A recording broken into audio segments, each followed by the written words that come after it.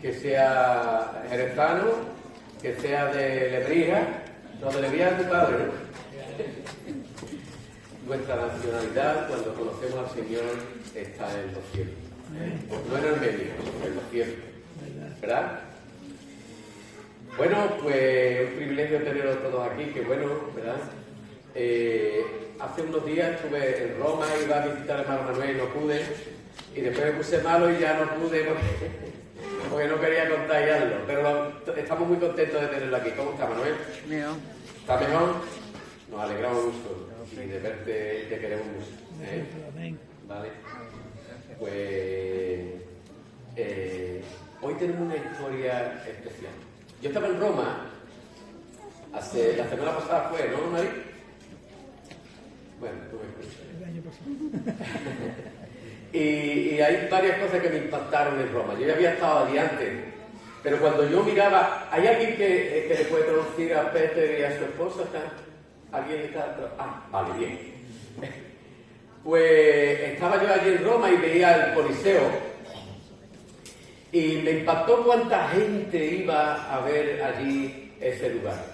Era un lugar que había construido el hombre y estaba allí para la gloria del hombre, pero estaba medio destruido, ¿no?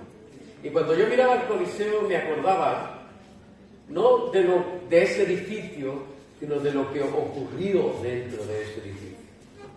Y dentro de ese edificio murieron muchas personas, entre ellos cristianos, que fueron fieles a su fe y fueron asesinados por los perros, por los leones, por diferentes métodos, por tener una fe en Jesucristo y demostrar esa fe. Así que veía lo real y lo espiritual también, de cómo aquel lugar fue un lugar de bendición para el mundo y un lugar de testimonio para todo el mundo. Porque en el mundo está lo real y está lo sucedáneo también. Una cosa que me impactó, ¿sabe qué fue?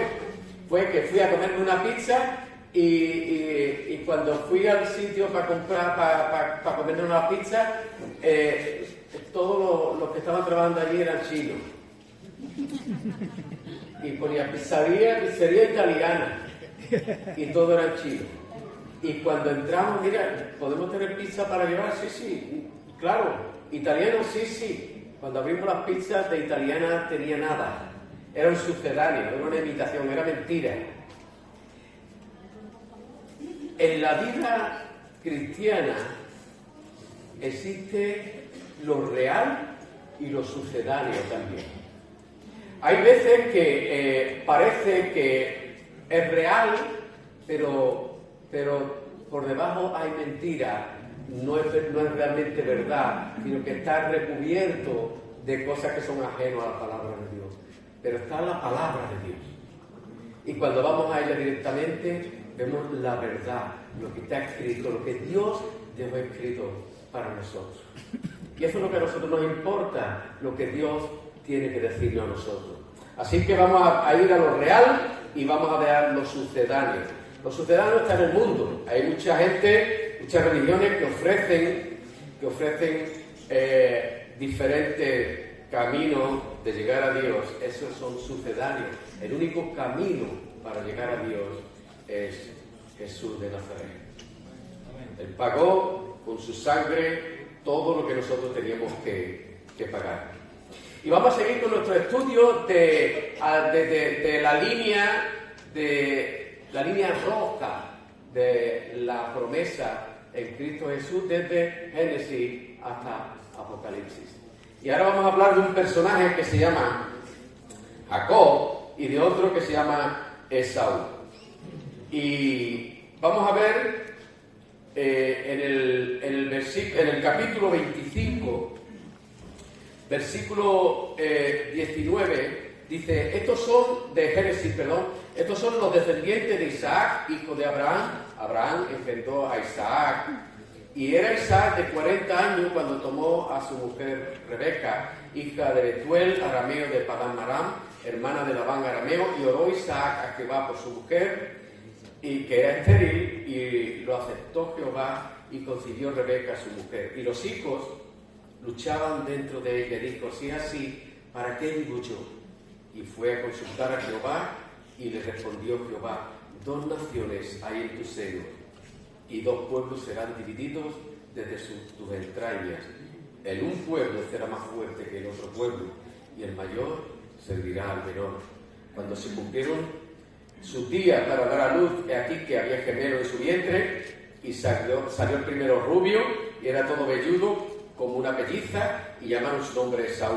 Después salió su hermano, trabada su mano en el carcañar de Esaú, y fue llamado su nombre Jacob, y era Isaac de edad de 60 años cuando ella lo dio a luz.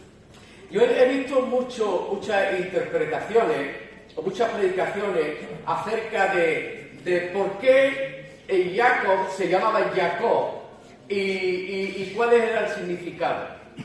Yo hace años he predicado también sobre este tema, pero ahora un poco profundizando en la palabra y en el lenguaje hebreo que aquí aparece, un poco cambia mi visión de lo que aquí ocurrió.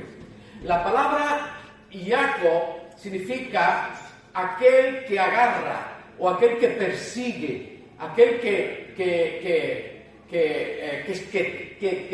traba o que tiene un propósito. Y eso le dieron la interpretación le han dado la interpretación muchos intérpretes de que tiene que ver con mentiroso, con alguien que es mentiroso, alguien que suplanta. Pero el sentido original de esta palabra no es el que suplanta, sino el que toma y quiere conseguir un propósito. Yo creo que eso va más con el original. Fíjate que el sustantivo de Jacob es Jaque y significa el galardón, el premio. Así que yo creo que tiene más que ver con ese sentido. El sentido de alguien que persigue un propósito, que tiene un fin en su vida y lucha hasta el final para conseguir ese propósito.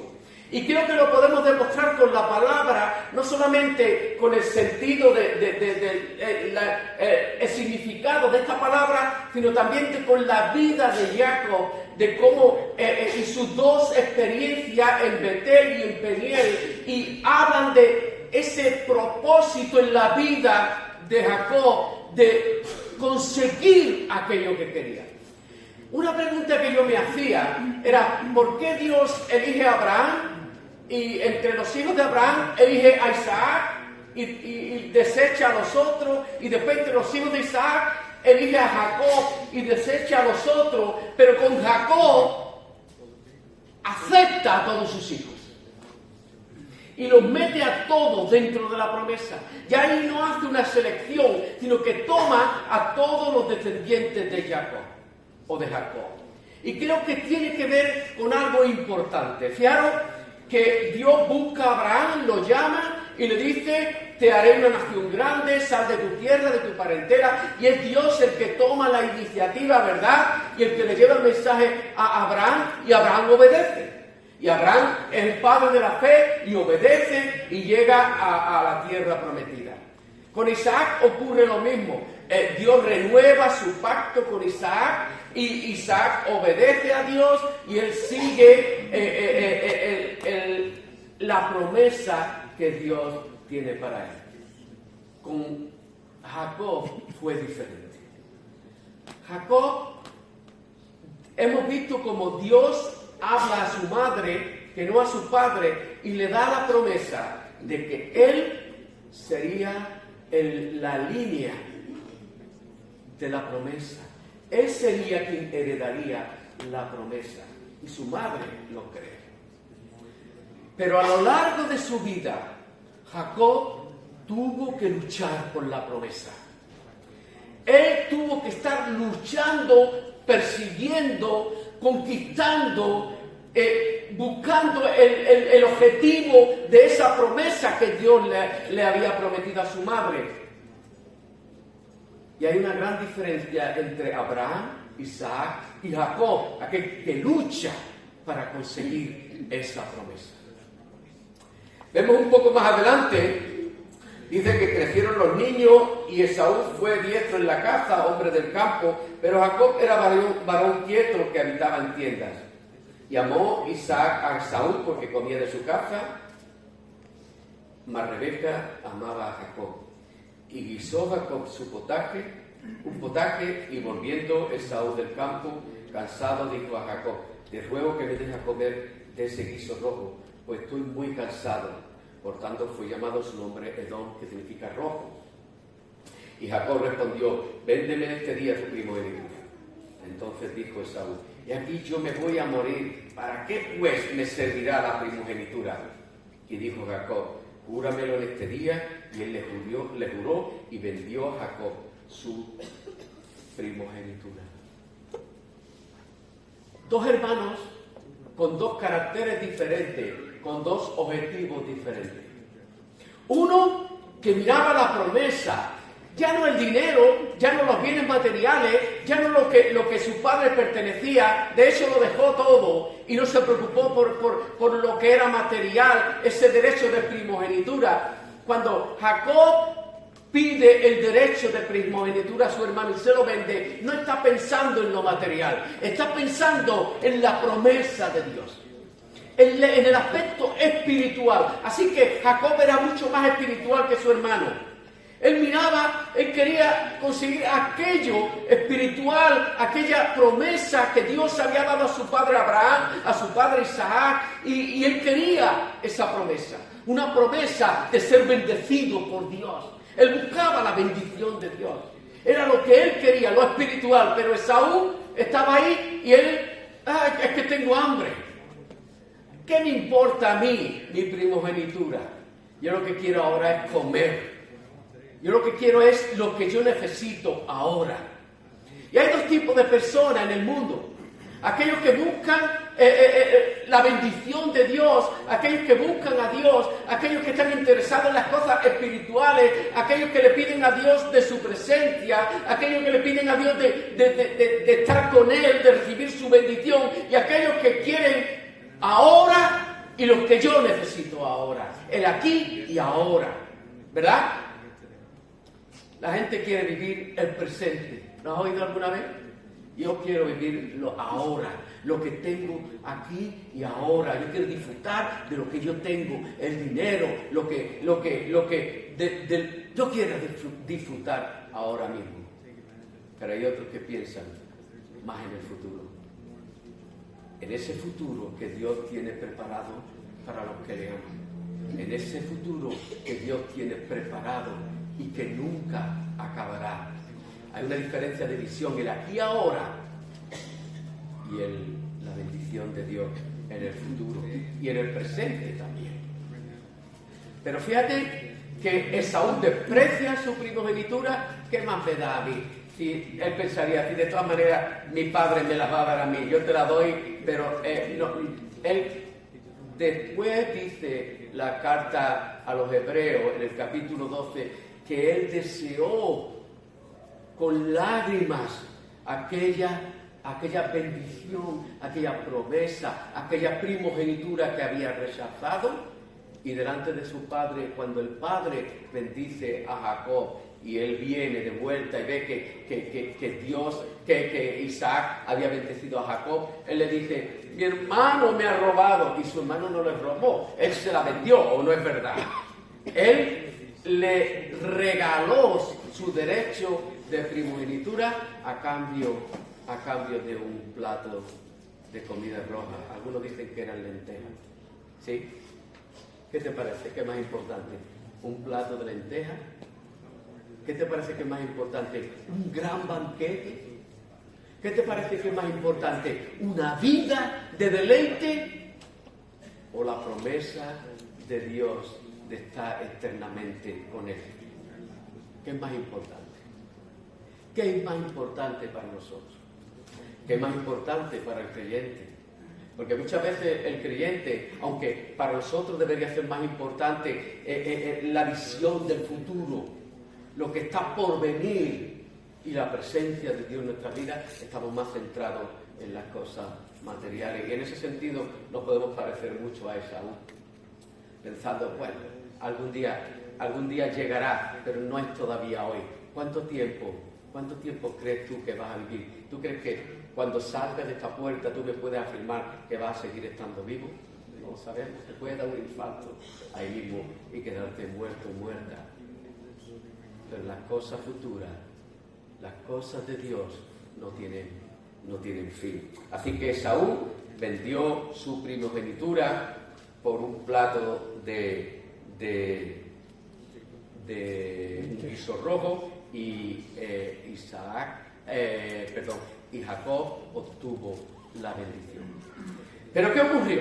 Ocurrió que el padre bendice a Jacob, él recibe la bendición, él se va de la presencia de su padre, viene Esaú y cuando se entera de lo que ha pasado, él en ese sentido se arrepiente y quiere volver a tener esa bendición, pero ya no había tiempo. Ya no había lugar, no había momento para recuperar, porque él la había vendido, porque él la había perdido. Cuando estábamos en Roma, íbamos a visitar Roma, una calor tremenda, y después de comernos el sucedáneo aquel, que bueno, no os voy a explicar qué me pasó por la noche, pero después del sucedáneo volvimos a la estación de tren y nos da tiempo, pero no controlamos bien el tiempo, ¿verdad, Karen? ¿Y sabéis qué pasó?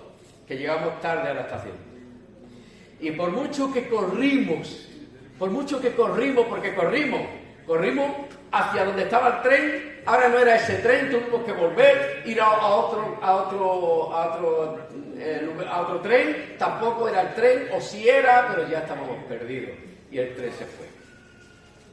Ya no había oportunidad, el tren se había ido. Y nosotros tuvimos que esperar 2 horas en una estación sin un sitio donde sentarse. Yo no he visto una estación peor en mi vida.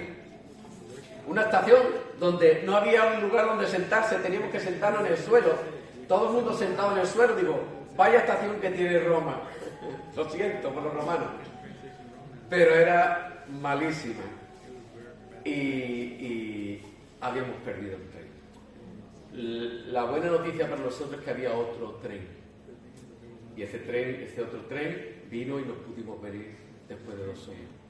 La mala noticia, en el sentido espiritual, es cuando pierdes la bendición de Dios, quizás no tengas otra oportunidad. Hoy es tu oportunidad. Hoy es el momento en que Dios te está hablando. Y yo no sé si vas a tener otra oportunidad, pero hoy es el día aceptable.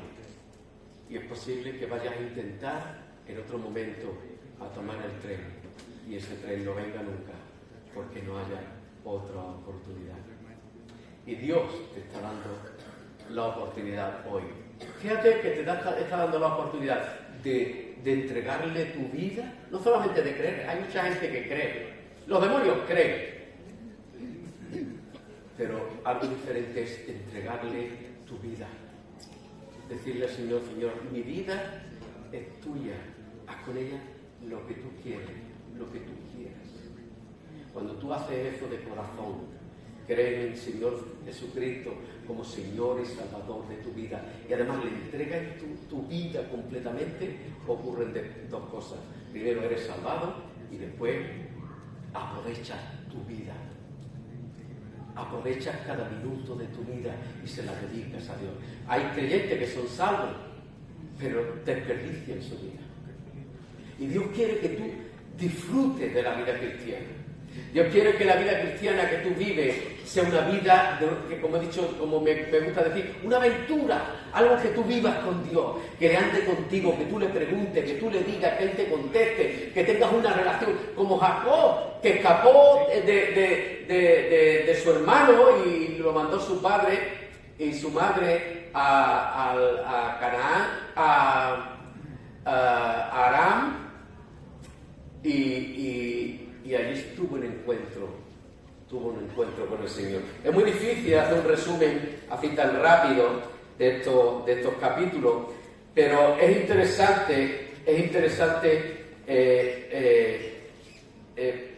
tocar toda la vida de Jacob un poco, por lo menos, por lo menos en lo más importante. En el capítulo 28, versículo 10 dice: salió pues Jacob de Beerseba y fue a Aram, y llegó a un cierto lugar y durmió allí porque ya el sol se había puesto, y tomó de las piedras de aquel paraje y puso su cabecera y se acostó en aquel lugar.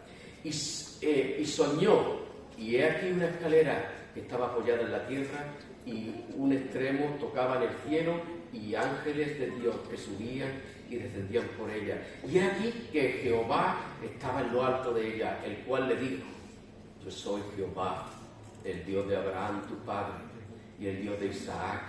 La tierra en que estás acostado te la daré a ti y a tu descendencia.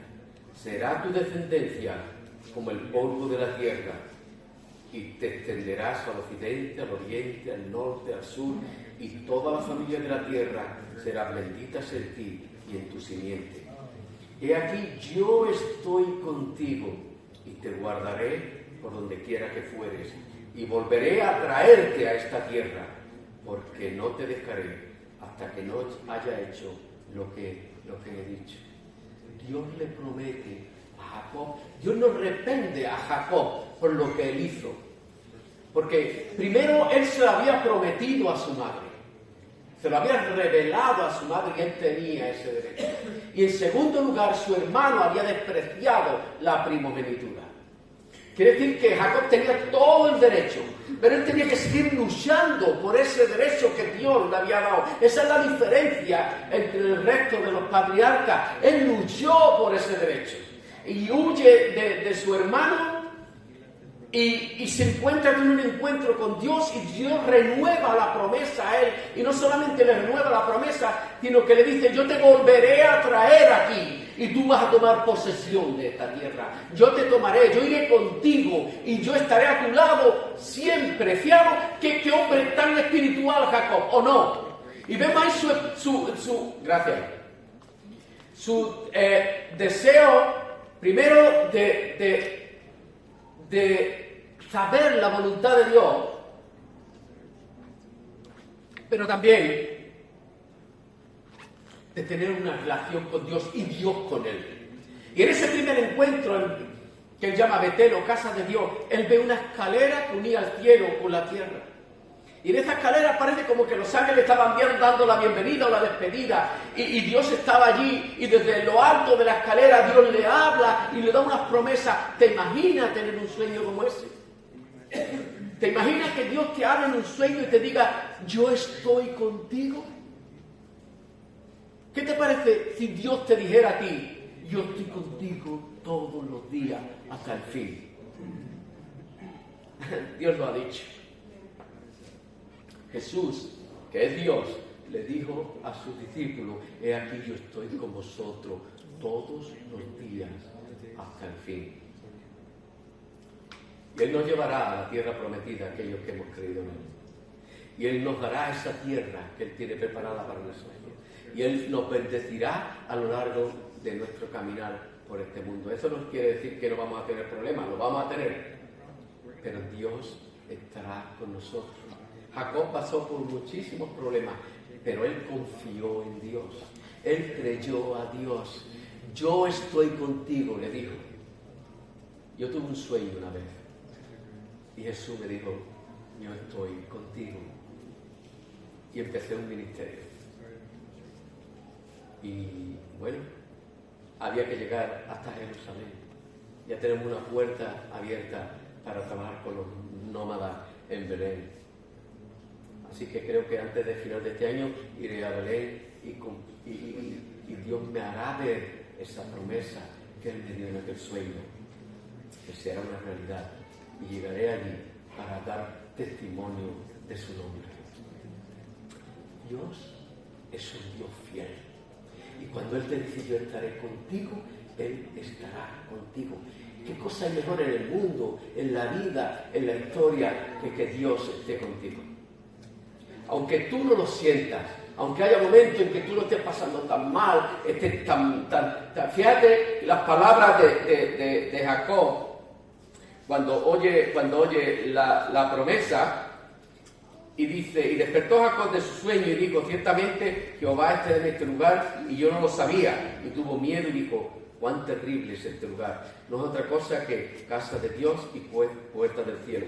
Y se levantó Jacob de mañana y tomó la piedra que había puesto de cabecera y la alzó por señal y derramó aceite encima de ella y llamó el nombre de aquel lugar Betel, aunque Luz era el nombre de la ciudad. E hizo Jacob voto diciendo, fíjate en el voto de Jacob.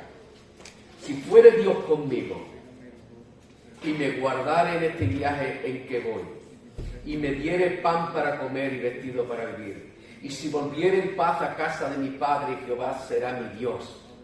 Y esta piedra que he puesto por señal será casa de Dios, y de todo lo que me dieres el diezmo apartaré para ti. Él está hablando del futuro. Él tuvo un sueño, pero no estaba convencido de que aquello fuera tan real, aunque él sabía que algo había pasado, porque él dijo, en este lugar está Dios. Pero él dice, si Dios cumpliere su promesa, si Dios cumple su promesa, yo cumpliré la mía también. Y él lo hizo. Y se fue a la tierra de Aram y encontró allí su esposa. Y en el capítulo 32, Jacob, después de una serie de peripecias con Labán, con su suegro, después de que lo engañaran a él, después de que Dios estuviera constantemente bendiciéndolo y bendiciendo a todo aquel que estaba alrededor suyo, porque ¿sabes? Cuando Dios te bendice a ti, bendice a los que están alrededor también, porque la bendición que Dios te da es para que tú bendigas ahora, ¿o no? Lo que tú recibes es para que lo compartas también. Cuando tú te conviertes, cuando tú crees en Jesús, cuando tú lo obedeces, no tienes más remedio que compartir aquello que recibiste. Y no hay mayor bendición que oír el mensaje del Evangelio. Pero fíjate tú en el capítulo 32, cuando Jacob ya volvía de estar con su hermano, de estar con sus suegros en Aram, Jacob siguió su camino y le salieron al encuentro ángeles de Dios. Él estaba preparando. Él sabía que iba a tener un problema con su hermano. Él sabía que su hermano lo iba a esperar y quizá todavía guardara ese rencor para matarlo, o el hermano podía pensar que él venía a tomar propiedad de su herencia como derecho de primogenitura. Pero Jacob hace algo interesante y que habla de cuál es su deseo y dónde estaba su corazón. Él no quería recibir nada de lo que el padre había dejado a su hermano. Él no estaba centrado en las propiedades materiales. Él no quería nada de eso. No solamente no quería nada de eso, sino que tomó y dividió su familia en dos campamentos y lo envió hacia adelante y empezó a enviar regalos para su hermano, para apaciguarlo. El hermano tenía una mala intención. El hermano quería acabar con la vida de Jacob. ¿Por qué si no va a venir él con 400 hombres, como leeremos un poco más adelante? Él vino con 400 hombres porque quería acabar con Jacob. Él no vino solo o vino con una representación para visitar a su hermano. Él era un hombre de guerra y vino, como dijo su padre, con la espada subsistirá. Y él vino a enfrentarse con su hermano. Pero él fue inteligente y de lo que Dios le había dado, él bendijo a su hermano. Y le dio camellos, y le dio asnos, y le dio toros, y le dio ovejas. De todo lo que Dios le había bendecido, él bendijo a su hermano. Así es la vida del cristiano. De lo que nosotros recibimos, lo recibimos también para bendecir a otros, como muestra de la bendición de Dios. Y en el versículo 22 dice: y se levantó aquella noche y tomó sus 2 mujeres y sus 2 siervas y sus 11 hijos y pasó el vado de Jaboc. Lo tomó pues, se hizo pasar el arroyo a ellos y a todo lo que tenía. Así se quedó Jacob solo y luchó con él un varón hasta que rayaba el alba. Y cuando el varón vio que no podía con él, tocó en el sitio del encaje de su muslo y se desconectó el muslo de Jacob mientras con él luchaba y dijo: déjame, porque raya el alba. Y Jacob le respondió, no te dejaré si no me bendices. El original dice, si no me has bendecido.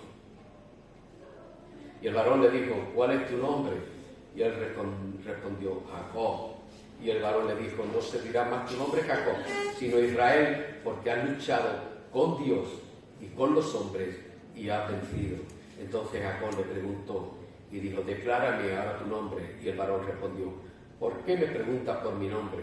Y lo bendijo allí. Y llamó Jacob el nombre de aquel lugar Peniel, porque dijo, vi a Dios cara a cara y fue librada mi alma. Y cuando había pasado Peniel, aquí cambia la palabra. La primera palabra que se usa es Peniel, la segunda es Panael, que tiene una diferencia que ahora vamos a ver.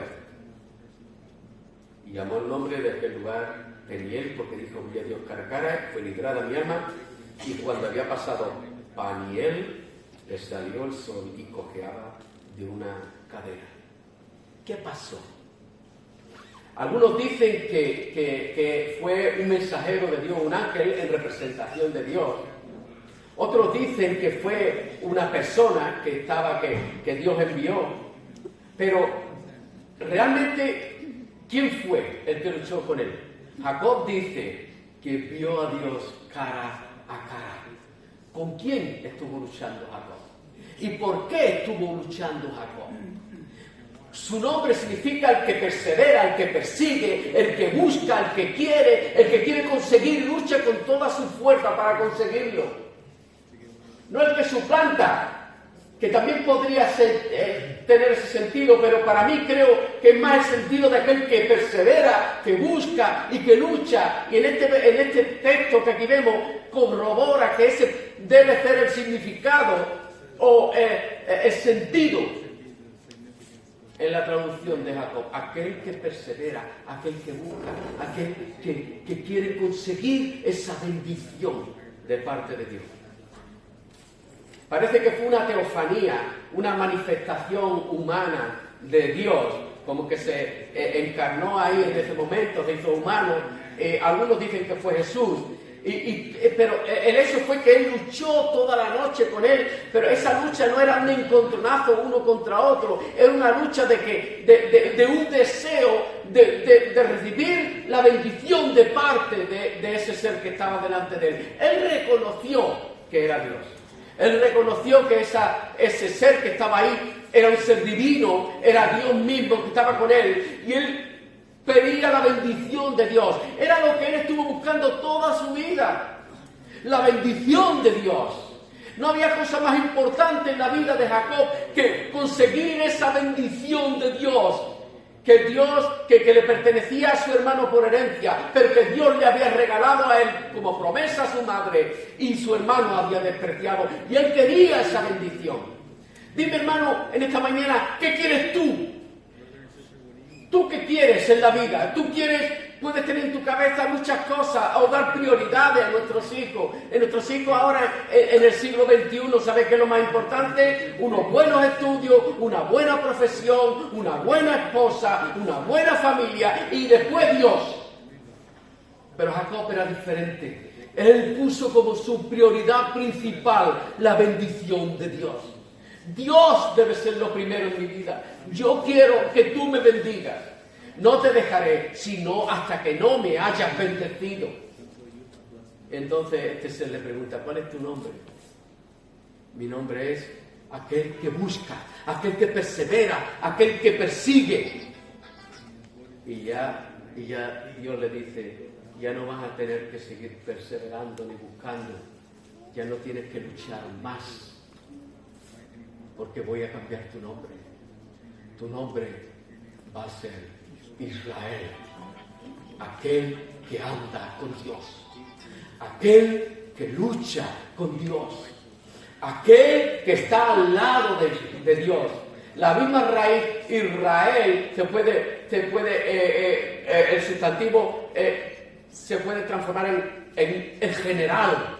Aquel que es importante de la mano de Dios. Israel, aquel que está con Dios, aquel que lucha con Dios, aquel que anda al lado de Dios. Y Dios le cambia el nombre, le dice, ya no tienes que buscar más, ya tú estás conmigo para siempre, ya estaré contigo siempre, tú a mi lado y conmigo.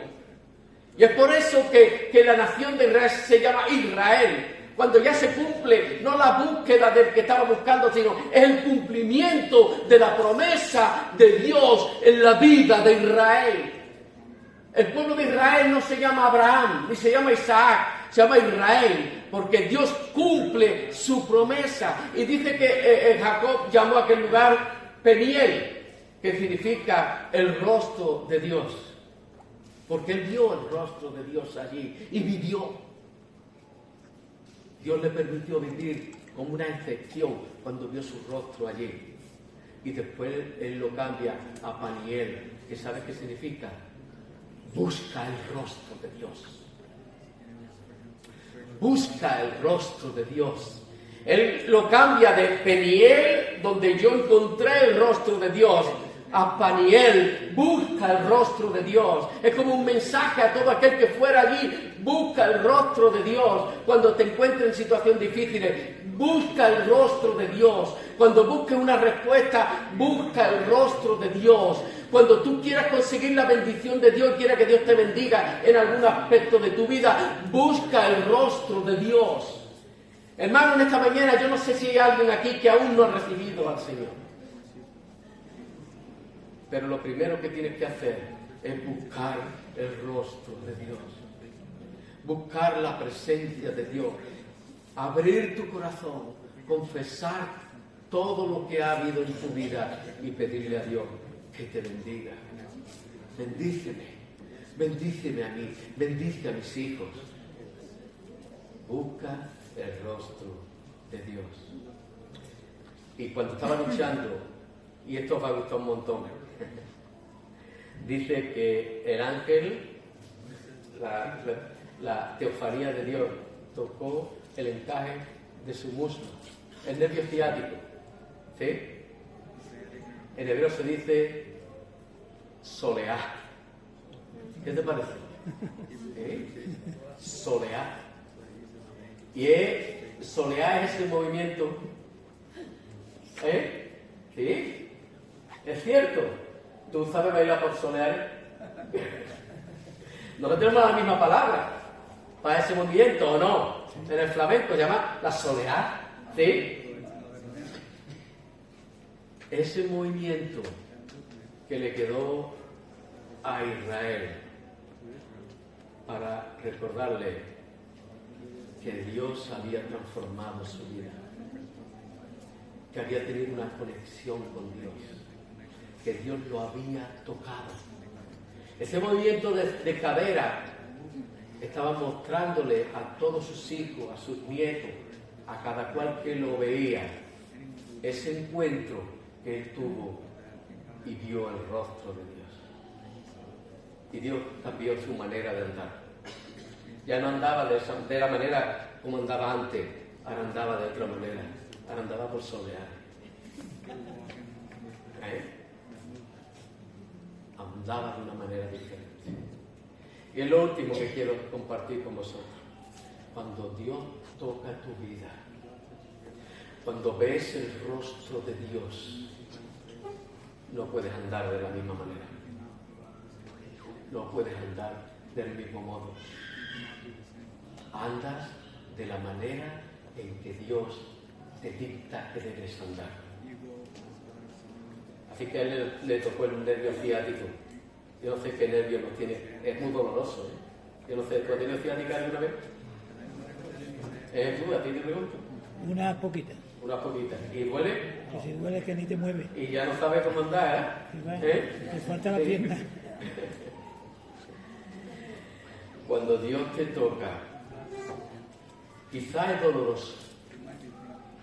Quizás es doloroso. ¿Por qué es doloroso dejar aquello que Dios quiere que tú dejes? Cuesta y es doloroso. Pero ¿saben? El cambio es traumático. Hace que tu vida cambie tremendamente. Hace que tu forma de andar sea diferente. Que ya no andas como andabas antes. ya no anda como andaba antes. Ahora anda por solear.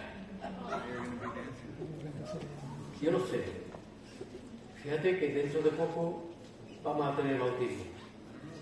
Y el bautismo es un acto de obediencia. A mí me bautizaron de chico, pero yo me quiero bautizar. ¿Sabe por qué? Porque yo quiero mostrarle al mundo que Dios tocó mi nervio ciático y que ya no ando de la misma manera.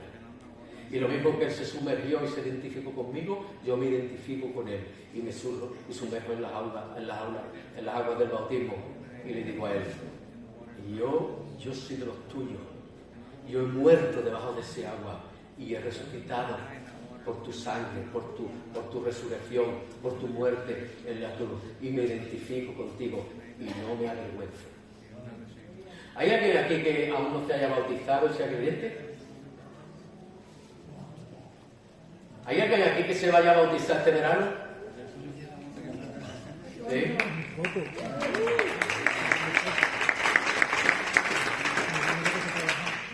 ¿Hay alguien aquí que aún no haya recibido a Jesús?